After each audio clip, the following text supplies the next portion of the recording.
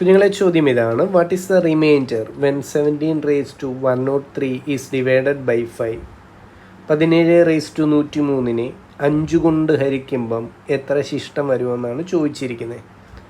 5 കൊണ്ടുള്ള ഹരണവും 5 കൊണ്ട് ഹരിക്കുമ്പോൾ ഉള്ള ശിഷ്ടമൊക്കെ കാൽക്കുലേഷൻ എളുപ്പമാണ്. ആദ്യം നമ്മൾ നോക്കേണ്ടത് 17 അതിൻ്റെ റിസൾട്ടിൻ്റെ ഒറ്റയുടെ സ്ഥാനത്ത് ആര് വരുമെന്ന് നോക്കുക. 17 ഒറ്റയുടെ സ്ഥാനത്ത് ആര് വരുമെന്ന് നോക്കണം. അതിങ്ങനെയാണ്.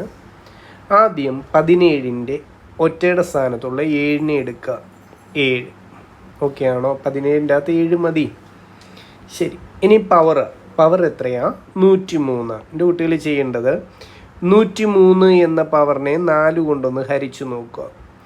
103 4 കൊണ്ട് ഹരിക്കുമ്പോൾ നിങ്ങൾക്കറിയാം 25 × 4 100. ശിഷ്ടം എത്രയാണ് വരുന്നത്? ശിഷ്ടം 3. എന്താണോ റിമൈൻഡർ വന്നത് അത് പുതിയ പവറായിട്ട് കൊടുക്കുക. 103 എന്ന പവർ മാറ്റിയിട്ട് ഈ റിമൈൻഡറിനെ എടുത്ത് പവറായിട്ട് കൊടുക്കാനാണ് ഞാൻ പറഞ്ഞത്. അപ്പോൾ ഇതിനെ നമുക്ക് എങ്ങനെ എഴുതാം? 7/3 എന്ന് മാറ്റി എഴുതാൻ പറ്റും. ഓക്കെ ആണോ എൻ്റെ കുട്ടികൾ? 7/3 ഒറ്റയുടെ സ്ഥാനത്ത് ആരാ വരുന്നതെന്ന് നോക്കിയാൽ മതി. 7/3 എന്ന് വെച്ചാൽ 7 × 7 ആണ്. 7 × 7 49 നിങ്ങൾക്കറിയാം. പിന്നെ എന്ത് വന്നു? 49 × 7 വന്നു. 49 × 7 എത്രയാ? 343. ഇത്ര ഓക്കെ ആണോ? അപ്പോൾ ഇവിടെ ഒറ്റയുടെ സ്ഥാനത്ത് വന്ന സംഖ്യ ഏതെന്ന് നോക്കിയാൽ മതി. ഒറ്റയുടെ സ്ഥാനത്ത് വന്നിരിക്കുന്ന സംഖ്യ ഏതാ? 3 നമ്മുടെ റിസൾട്ടിൻ്റെ യൂണിറ്റ് പ്ലേസിൽ വരാൻ പോകുന്നത്. ഇനി ഒരൊറ്റ കാര്യം ഓർത്താൽ മതി. ഒറ്റയുടെ സ്ഥാനത്ത് 3 വരുന്ന ഏതൊരു സംഖ്യയെ 5 കൊണ്ട് ഹരിച്ചാലും, ഒറ്റയുടെ സ്ഥാനത്ത് 3 വരുന്ന ഏതൊരു സംഖ്യയെ 5 കൊണ്ട് ഹരിച്ചാലും റിമൈൻഡർ 3 തന്നെയല്ലേ വരുത്തുള്ളൂ.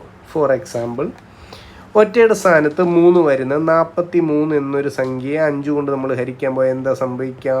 8 × 5 40. ശിഷ്ടം 3 എന്നേ വരുത്തുള്ളൂ. ഓക്കെ ആണോ? വേറെ സംഖ്യ നോക്കണോ?